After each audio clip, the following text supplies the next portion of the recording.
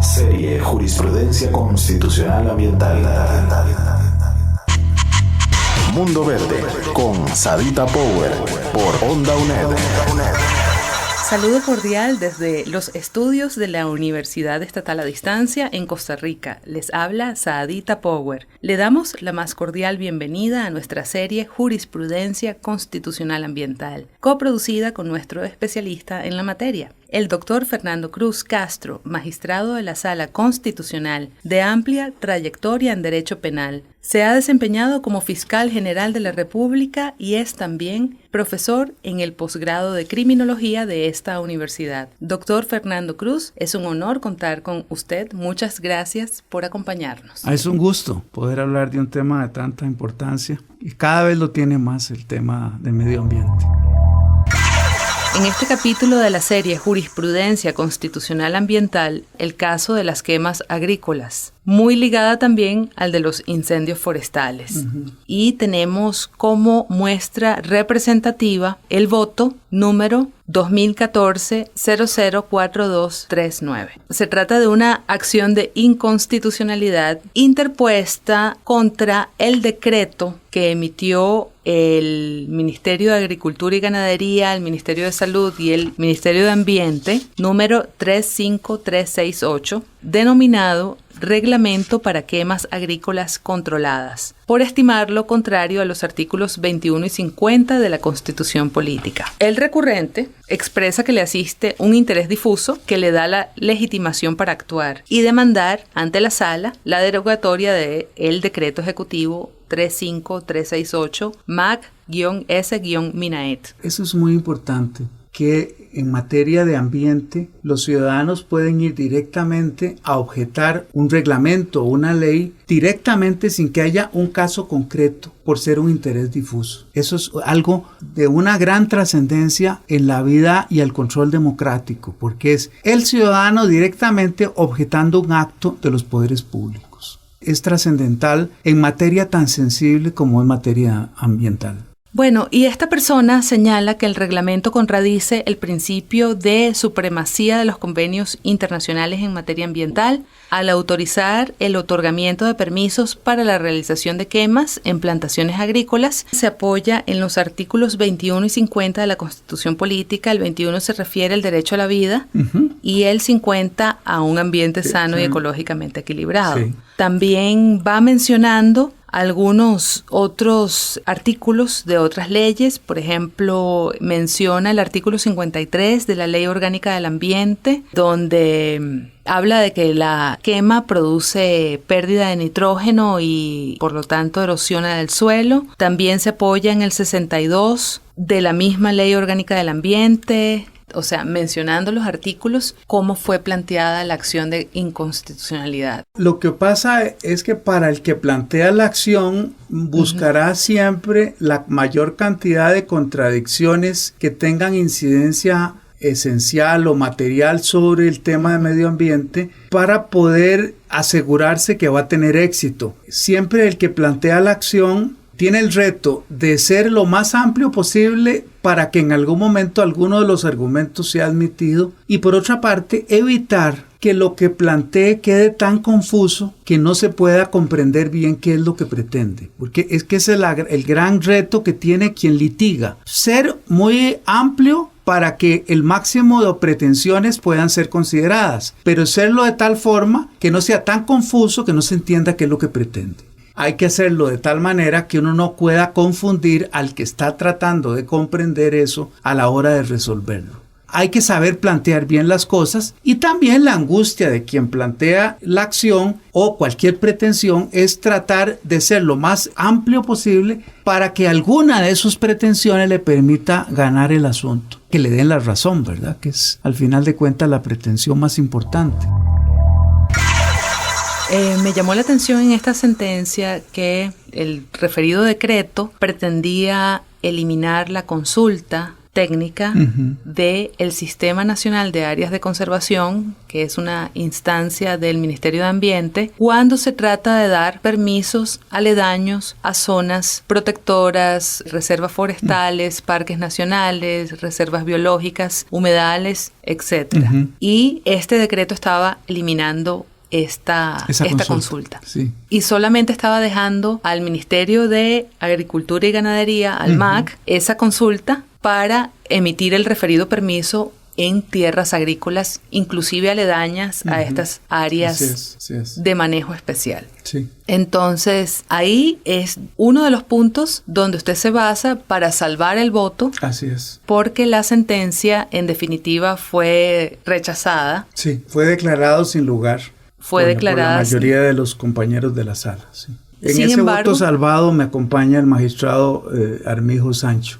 Yo no sé cuántos votos salvados tenemos juntos, pero me parece que en algún momento, cuando ya yo deje la sala, podría ser como una referencia de en cuántos votos estuvimos juntos. Tal vez de los más importantes puedo citar el caso del Tratado de Libre Comercio con Estados Unidos y también el tema de Cruzitas. En ambos, los dos salvamos el voto. Creo que esa es una de las razones por las cuales, como ya lo mencioné en algún momento, a don Gilbert Armijo no lo iban a reelegir cuando le correspondió la reelección, y por lo que a mí tampoco me reeligieron en el 2012, lo cual es... Bueno, de hecho a los legisladores, a la Asamblea Legislativa se le pasó el plazo. Se les pasó el plazo, sino... de convocar a su reelección. Sí. Bueno, yo no sé qué me hubiera pasado. Lo que me hubiera pasado es que me hubieran sonreído con mucha gentileza, diciéndome el tiempo estaba bueno, así que usted no continúa. Pero le voy a señalar algo que es muy importante en esto. Son dos temas trascendentales, uno de libre comercio y otro de ambiente. Pero esto es una demostración de que políticamente nos hemos hecho menos tolerantes. Es decir, que el pensamiento único llega hasta las instancias judiciales. Yo no quiero que haya ni siquiera votos disidentes en los tribunales constitucionales. Tribunales constitucionales que tienen una función política en el mejor sentido de la palabra. Entonces, creo que para la población debiera siempre interpretar que si a don Gilbert no lo iban a reelegir y por una circunstancia particular, eso no se produjo 2 años antes de lo que a mí me ocurrió. Y si no iban a reelegir, no me reeligieron a mí, es porque hay un indicio muy grande en Costa Rica de intolerancia a la disidencia. Y que se piensa que los jueces son electos para que digan siempre que sí, que todo está muy bien y que hagan la ola en el estadio. Entonces, ¿se considera disidente? Disidente no por gusto, sino porque para eso me eligieron. Me eligieron para que yo ejerza la independencia porque creo que las cosas llegan a un grado de coherencia. Lo que pasa es que a veces se le dice, usted es un juez independiente, pero ojo, hay cosas en que usted no es independiente. Muy delicado y muy serio. Pero yo creo que a veces en el fragor de lo que a mí me pasó en el 2012, no se valora, no se tenía conciencia de que a don Gilbert le pasó lo mismo, que no se concretó. Y en el 2012 me pasó a mí. Pero eso es un indicio de lo intolerante políticamente que puede ser la instancia. Y eso usted compleméntelo con lo que dice el informe de los notables, cuando querían reducirle los poderes a las instancias de control institucional: Procuraduría, Contraloría y Sala Constitucional. Si usted lee el informe de los notables, usted va a ver que ahí querían reducirle poderes a la Contraloría, a la Procuraduría y a la instancia constitucional. Claro, ahora como los vientos cambiaron, ya nadie habla de eso y todo el mundo está muy contento que las instancias de control ejerzan su control como corresponde, lo cual a mí me satisface. Pero hace 2 o 3 años no era así y se decía que era ingobernable. Yo creo que nadie puede decir ahora que el país es ingobernable. Hay instancias de control, la Contraloría ejerce su función, la Procuraduría da sus dictámenes como corresponde y la Sala ejerce sus controles como corresponde. Pero nadie de los que antes decían que había que hacer esos cambios, ahora lo dice. Así es que eso es una evidencia de que el Tribunal Constitucional tiene una delicadísima función en el tema de la distribución de poderes. Pesos y contrapesos, judiciales, políticos, legislativos. Con discursos muy hipócritas, pero así es. Entonces, volviendo a la sentencia que estamos discutiendo, la sentencia agrícola, ¿verdad? Nos llamó la atención los razonamientos tanto los que da el recurrente a esta acción de inconstitucionalidad, que tiene toda la razón del mundo. Por otra parte, dice que las municipalidades no tienen competencia para suspender quemas que incumplan las condiciones y requisitos especificados en el permiso, que es uno de los señalamientos dentro del decreto. Y bueno, da una lista de leyes, la ley de uso, manejo y conservación de suelos, la ley general de caminos públicos, cita ciertos artículos en cada uno de ellos. Para detalles concretos acerca de esta sentencia, les pedimos que por favor utilicen la referencia que acompaña este programa, que son documentos que están en línea en formatos PDF, porque cada capítulo de la serie tiene las sentencias que han sido analizadas. Entonces ahí las personas pueden, digamos, encontrar mayores detalles de qué fue lo que se discutió aquí. Pero una observación, sí. Es interesante. ¿A dónde es que se da el debilitamiento de controles que tiene que ver con este fallo? Se da en una actividad económicamente relevante, que es el tema de la caña. Entonces, de nuevo, vean que es lo que yo he señalado y también lo ha mencionado, la disputa siempre y la controversia y la fuerza entre la producción, la necesidad de producir, la necesidad de tener una economía que sea productora y que tiene un montón de problemas de deseconomías en relación al tema del ambiente, y por otra parte, las exigencias del Estado para mantener un equilibrio entre la producción y el ambiente. Aquí lo que hace el Poder Ejecutivo, por razones probablemente de necesidades productivas del sector cañero, es liberar o disminuir las exigencias de control. ¿Por qué? Porque hay un grupo importante, que es el sector de la caña, que lo demanda para poder satisfacer sus necesidades. ¿Qué quiere decir eso? Que el sector de la caña es escuchado por las instancias de poder. ¿Le pasará eso a todos los pobladores del país que sean escuchados al punto de cambiar un decreto? No creo que a todos les pase eso. Y por eso es que uno escucha a veces cómo ciertos sectores hablan de ciertas instancias políticas como sectores que escuchan y no escuchan. ¿Eso qué es? Democracia. Eso que es participación. Pero cuando otros sectores los reclaman, dicen que es anarquía y es otra cosa. Pero vean qué interesante. Yo creo que hay que ser coherente. Si hay instancias que escuchan, también hay que otros sectores ser escuchados. Incluso lleva eso a cambiar hasta la legislación. Serie Jurisprudencia Constitucional Ambiental. Mundo Verde con Sadita Power por Onda UNED. Aquí lo que ocurre es que las exigencias para las quemas se hacen menos rigurosas. Y bueno, en ese caso, la visión que tiene don Gilbert y que tengo yo sobre el tema hace que nosotros salváramos el voto y pensamos que esas exigencias debieron mantenerse y que esa pretensión del recurrente que vino en acción era razonable, por lo menos en lo que nosotros señalamos en el voto salvado. Sí, en efecto, y de hecho fueron parte de declarantes durante este proceso también el ministro de Agricultura y Ganadería, quien consideró que el accionante no propone un análisis concreto de las disposiciones del decreto ejecutivo impugnado que considera inconstitucionales. ¿Este argumento sería válido? Sí, es válido el argumento. Lo que pasa es que la sala, en relación a temas de constitucionalidad, muchas veces también tiene una visión bastante flexible en el sentido de que si la pretensión y la argumentación en forma muy amplia se refiere a inconstitucionalidad, la propia sala puede buscar otros argumentos que sustentan la pretensión del recurrente. No tenemos una actitud o una visión muy estricta en el sentido de que si no lo argumenta el recurrente, nosotros no podemos agregar argumentos para declarar con lugar la acción. Pero bueno, la argumentación o la objeción que plantea el funcionario recurrido, pues es parte de lo que él puede señalar, ¿verdad? Como objeción, porque el razonamiento de una acción tiene que tener un grado alto de coherencia.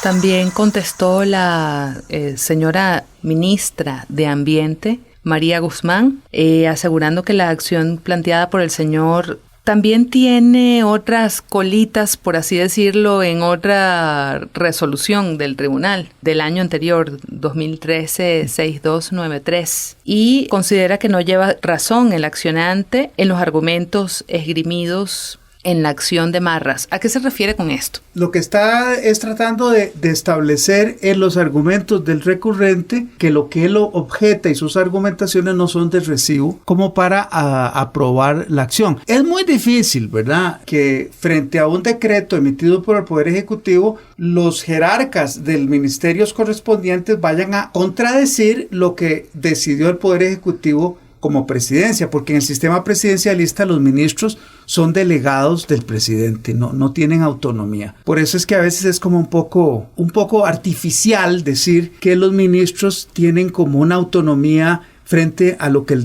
presidente decide. Aquí lo que hay es una decisión política sobre el tema, y no creo que un ministro se atreva a decir que el decreto ya aprobado por el propio Poder Ejecutivo sea inconstitucional. Probablemente sabe que no se lo van a admitir esa disidencia.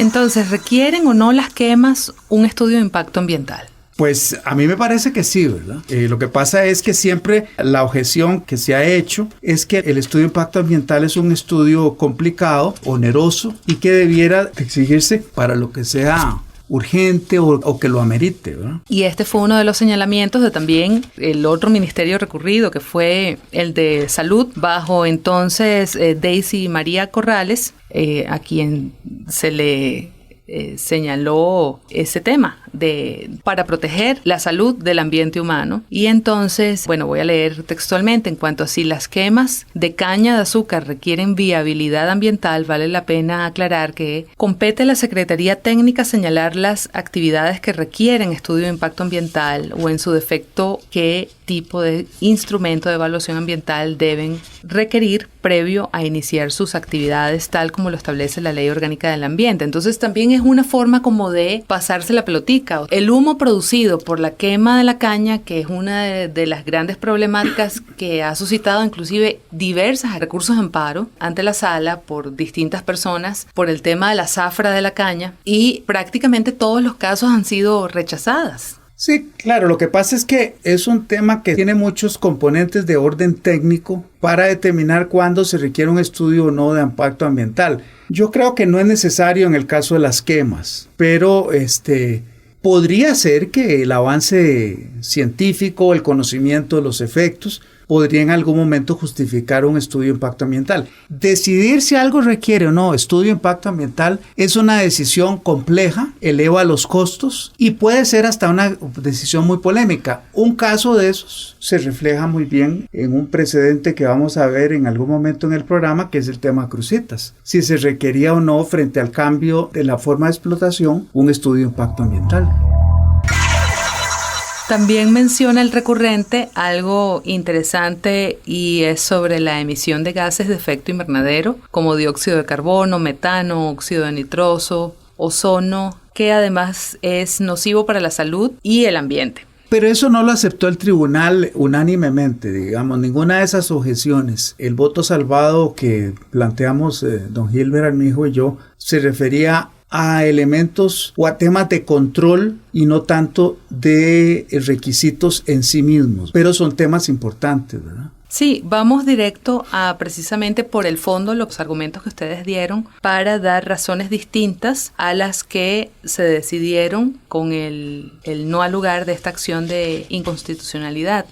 Entonces, el magistrado que redactó consideró que en primer término se trata de un proceso de naturaleza incidental y no de una acción directa o popular, con lo que se quiere decir que se requiere de la existencia de un asunto pendiente de resolver, sea ante los tribunales de justicia o en el procedimiento para agotar la vía administrativa para poder acceder a la vía constitucional. ¿Y las razones que ustedes dieron, cuáles fueron? Bueno, es que nos pareció que había criterios que son importantes de mantener como una tutela del ambiente. En primer lugar, el decreto elimina el criterio técnico del SINAC. Por eso es que se dice, se observa en este nuevo reglamento, tal como lo indica la Procuraduría en su informe, se eliminó la consulta al SINAC para que rindiera su criterio técnico vinculante en relación con repercusiones a la biota y a los diversos ecosistemas, excluyendo la posibilidad de que solicitara la evaluación del impacto ambiental de la quema propuesta. Este decreto deroga varios artículos del anterior reglamento y en su lugar prevé una consulta al SINAC únicamente en el caso de terrenos cuyos lotes por quemar se encuentran ubicados contiguos a reservas forestales, zonas protectoras, etc.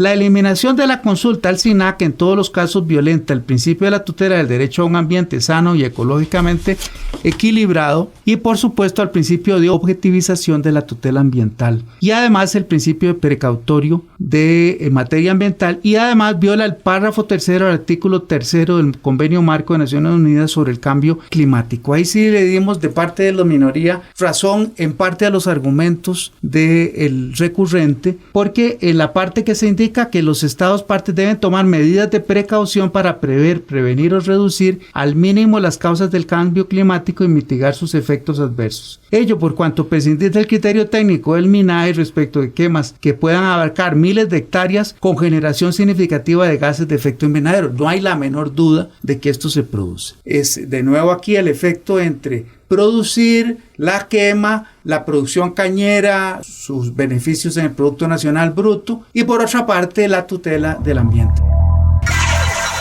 La otra objeción es porque se admite algo que la Sala como regla general no ha admitido, es sobre la falta de fundamentación el silencio positivo en materia ambiental. Si se trata de asuntos ambientales no admitimos la Sala como regla general el silencio positivo, es decir que siempre debe pronunciarse el órgano consultado. El artículo 12 del decreto carece de la requerida fundamentación técnica en sus considerandos, lo cual por tener implicaciones en el derecho a un ambiente sano, tal omisión de fundamentación adquiere relevancia constitucional. Además de lo anterior, el artículo 12 prevé un plazo de 10 días para que el SINAC imita su criterio técnico, con los efectos de que un silencio positivo, en caso de que no se pronuncie durante ese plazo. Es decir, la Sala rompió un criterio y aceptó en este caso.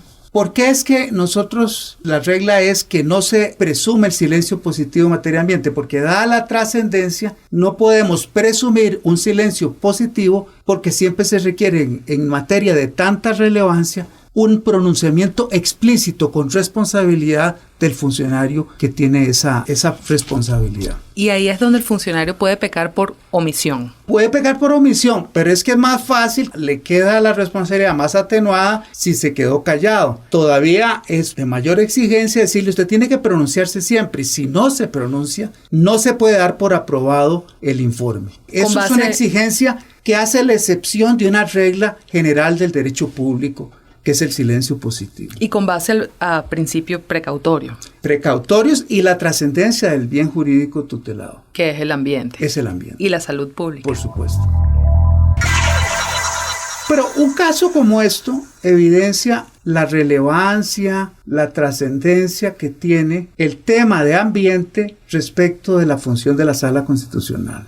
Está en juego siempre el tema del desarrollo económico, desarrollo sostenible, hacerlo con respeto del ambiente. Eso eleva los costos, esa elevación de costos podría ser que no atraiga inversiones. Entonces siempre nos movemos como en una tómbola terrible entre elementos muy contradictorios. Producción, sostenibilidad, inversión, atraer inversiones, hasta dónde podemos ser muy, muy exigentes con el ambiente o no. Y eso hace también que países cercanos puedan ser muy poco exigentes con el ambiente, como por ejemplo Panamá. Pero precisamente ahora en esta coyuntura contemporánea acerca de empresas emigrando hacia países vecinos por los temas de mayores costos, por las cargas sociales y todo esto, en alguna instancia hace falta una voz que se levante a promover Costa Rica como ejemplo de responsabilidad social y ambiental. Bajo un modelo de competitividad que incluya la responsabilidad social y ambiental, entonces